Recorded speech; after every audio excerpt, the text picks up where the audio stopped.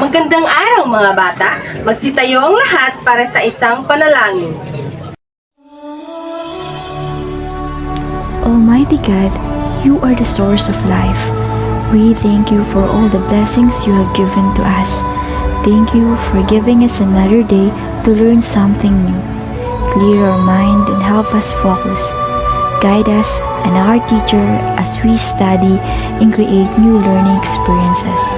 We pray in the name of Jesus Christ. Amen. Magsiupo na ang lahat.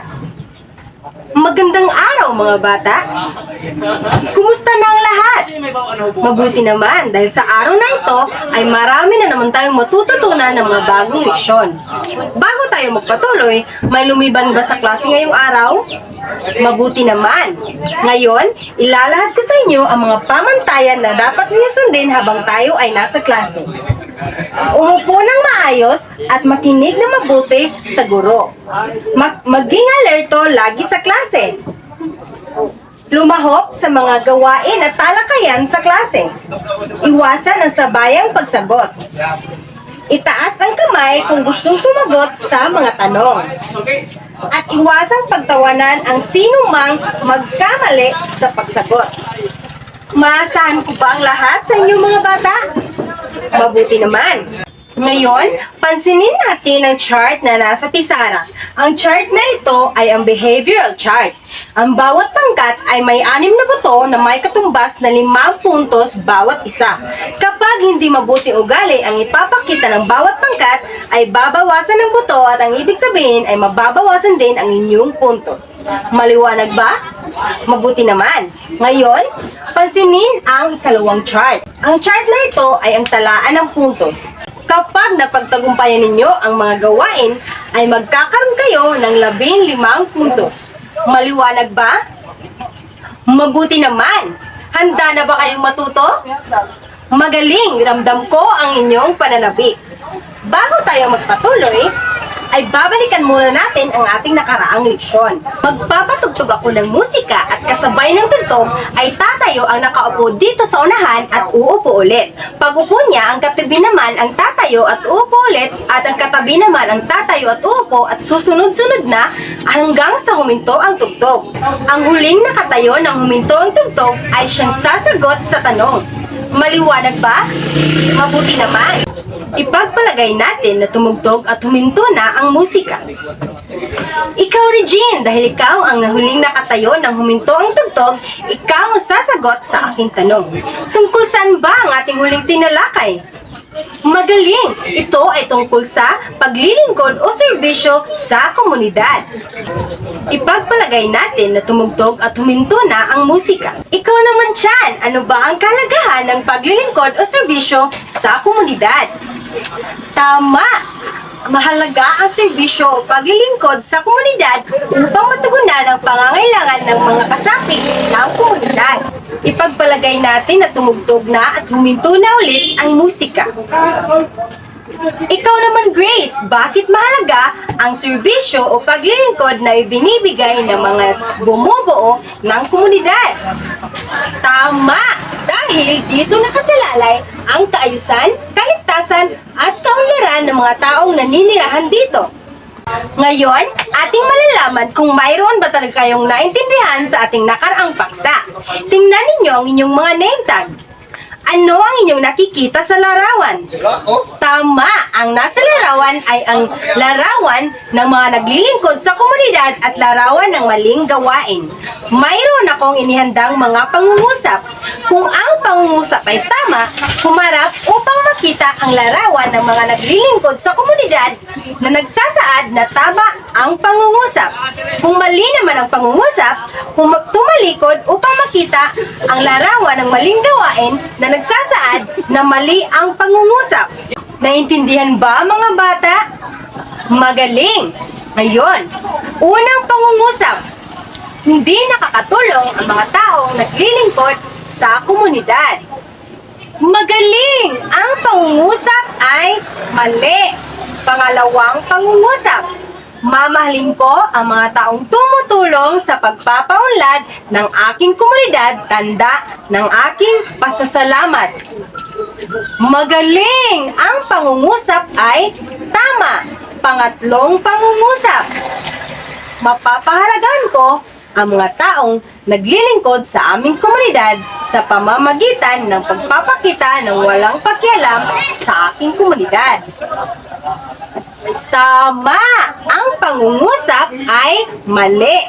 Ika-4 na pangungusap. Makikipagtulungan ako sa aming komunidad upang ito ay maging payapa, ligtas, at maunlad. Magaling! Ang pangungusap ay tama. Ika-5 pangungusap. Pahahalagahan ko ang mga taong nakakatulong sa aming komunidad na kinabibilangan. Magaling! Ang pangungusap ay tama. Tunay ngang naintindihan ninyo ang ating paksa kahapon. Bigyan ng Junicia Club ang inyong mga sarili. 1, 2, 3, 1, 2, 3. Very good, very good, very good. Ngayon, class, ay mayroon akong larawang ipapakita sa inyo. Kung saan, ang larawang ito ay may kaugnayan sa paksang ating tatalakayin ngayong araw. Handa na ba kayo? Mabuti! Ngayon, sino-sino ang nakikita ninyo sa larawang ito? Tama! Ang larawang ito, ang mga tao ng nasa larawan ay ang bumbero, pulis, guro, nurse, at doktor. Ngayon, ano naman ang kanilang ginagampanan? Kanilang tungkuling ginagampanan? Tama! Ang bumbero, sila ang tumutulong upang patayin ang apoy kapag may sunog. At ang pulis naman, sila ang humuhuli ng mga tao o ng masasamang tao. At ang guro naman, sila ang nagtuturo sa mga bata sa paaralan. At ang nurse at doktor, sila ang tumutulong sa mga taong may sakit. Nakikita niyo ba sila sa ating komunidad? Tama! Sila ay nakikita natin sa ating komunidad. Ngayon, class, mahalaga ba sila sa ating komunidad? Tama! Sila ay mahalaga sa ating komunidad sapagkat sa kanila nakasalalay ang kaayusan at kaunlaran ng mga pamumuhay ng mga kasapi sa komunidad. Base sa larawan at mga katanungang nasagot ninyo kanina, sa inyong palagay, ano kaya ang paksang ating tatalakayin ngayong araw? Tama! Ang paksang ating tatalakayin ngayong araw ay ang paglilingkod sa komunidad. Pero, bago tayo magpatuloy sa ating talakayan, babasahin ko muna ang layunin sa pag-aaral. Sa pagtatapos ng aralin, ang mga mag-aaral ay inaasahang natutukoy ang binibigay na paglilingkod ng mga tagapaglingkod ng komunidad, guro, barangay tanod, bumbero at iba pa, na ipapakita ang ginagawang paglilingkod sa komunidad sa pamamagitan ng dula-dulaan, tula at kanta, at nabibigyang halaga ang mga naglilingkod sa pamamagitan ng Socratic method. Ngayon, magkakaroon tayo ng pangkatang gawain. Handa na ba kayo mga bata? Magaling! Ngayon, hahatiin ko ang klase sa 3 grupo. Pipili ako ng isang leader upang tawaging head of the family. Ang leader ay bibigyan ng name tag at isusuot niya ito. So, ang head of the family ay may 8 anak at ang mga ito ay 4 na kambal. Ang unang 4 na membro ay bibigyan ng card na may mga larawan ng mga tagapaglingkod at isusuot nila ito na parang ID. Ang ibang 4 na member naman ay may magsusuot ng card na may nakasulat na mga tungkulin ng bawat tagapaglingkod. So, kailangan nilang hanapin ang kanilang kambal upang mabuo ang kanilang pamilya. Ang pangkat na unang makabuo ng kanilang pamilya ang siyang tatanghaling panalo at magkakaroon ng 20 puntos. Ang unang pangkat na makakatapos ay magiging pangkat chase, ang pangalawa naman ay magiging pangkat martial at ang panghuli ay magiging pangkat Rocky. Mayroon kayong 5 minuto para sa gawaing ito. Natin na natapos na ng mga mag-aaral ang kanilang gawain. At dahil napagtagumpayan ninyo ng mahusay ang gawain, lahat kayo ay magkakaroon ng 20 puntos o 4 na bakas ng paa ng aso ng katumbas ng 5 puntos bawat isa.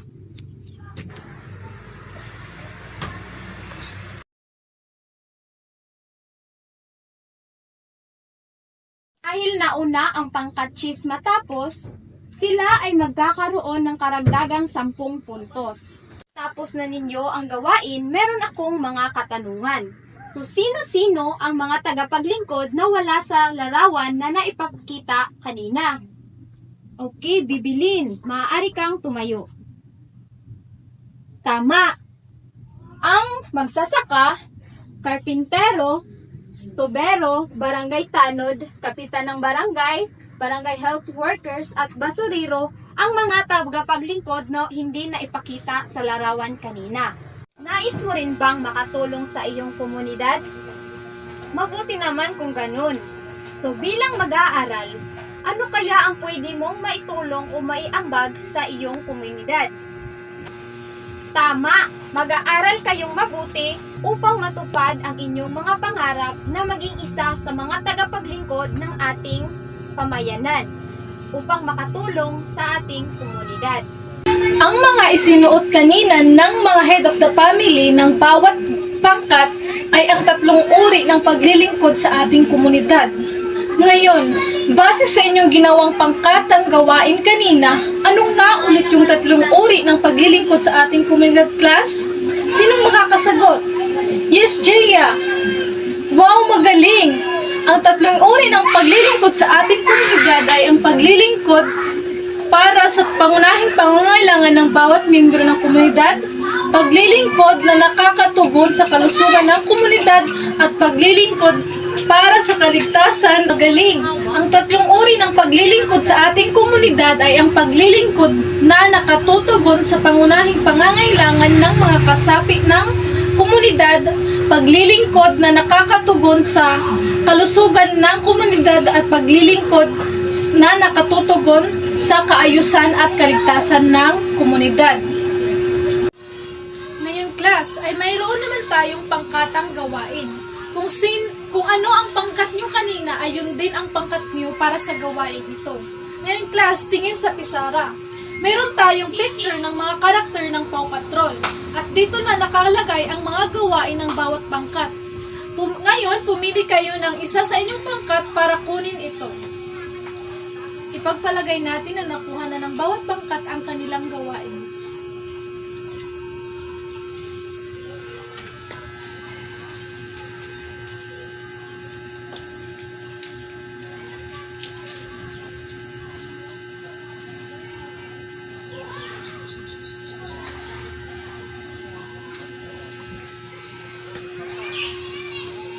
Para sa pangkat martial, ang inyong gagawin ay gumawa ng tula tungkol sa mga naglilingkod sa komunidad. At para sa pangkat traki, ang inyong gagawin ay gumawa ng kanta tungkol sa mga naglilingkod sa komunidad. At para naman sa pangkat chase, ang inyong gagawin ay gagayahin kung paano naglilingkod ang mga bumbero sa komunidad kung mayroong sunog. Naintindihan ba, class? Okay, so, para sa gawain ito ay ito ang inyong rubrics. At ito ang ating mga kriteriya. Ang unang kriteriya, na ipapamalas ang galing sa paggawa ng gawain.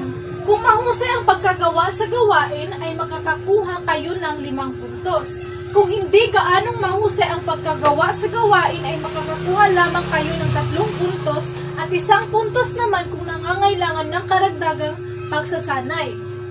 Ngayon, ito naman ang pangalawang kriteriya, pagganap sa nakaatang na gawain. Kung mahusay ang pagkaganap sa nakaatang na gawain, ay ganun din, makakakuha kayo ng 5 puntos. Kung hindi gaanong mahusay ang pagkaganap sa nakaatang na gawain, ay makakuha lamang kayo ng 3 puntos at kung nangangailangan ng karagdagang pagsanay ay makakakuha lamang kayo ng 1 puntos. At ito naman ang ating pangatlong criteria. Oras na ginugol. Kapag natapos ang gawain bago ang itinakdang minute ng paggawa ay makakakuha kayo ng 5 puntos.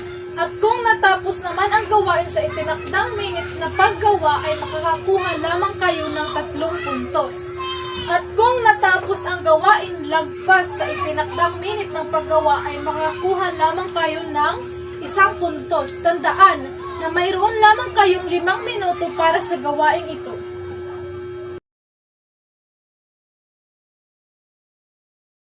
Ngayon, may papakita kong larawan ng mga tagapaglingkod. Sino sa kanila ang madalas mong nakakasama? Yes, Divine. Ginagalang mo ba siya? Sinusunod mo ba ang kanyang mga sinasabi? Magaling! Ngayon, bilang mag-aaral, paano niyo may papakita ang pagpapahalaga sa kanila? Tama, sa pamamagitan ng pagbati at pagpapasalamat sa kanila. Ngayon, ano kaya ang mangyari kung wala ang paglilingkod na ipinapakita nila? Tama, walang kapayapaan, kaligtasan, at kaunlaran ng ating komunidad. Ngayon, kunin niyo ang mga larawan ng mga tagapaglingkod sa inyong name tag. Gupitin ninyo ito sa kung sino ang gusto niyo sa iyong paglaki. At kung wala sa mga larawan ang gusto nyo, isulat mo sa likurang bahagi kung bakit at kung sino ang gusto mo. At pagkatapos, idikit nyo sa pisara at pipili lamang ako ng isa na magre-representa sa inyong ginagawa.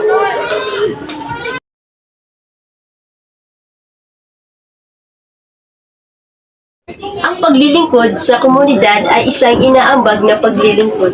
Gawain na isinasagawa ng isang tao o pangkat ng mga tao para sa kapakanan ng mga kasapi ng isang komunidad. Ano nga ulit ang 3 uri ng paglilingkod, class?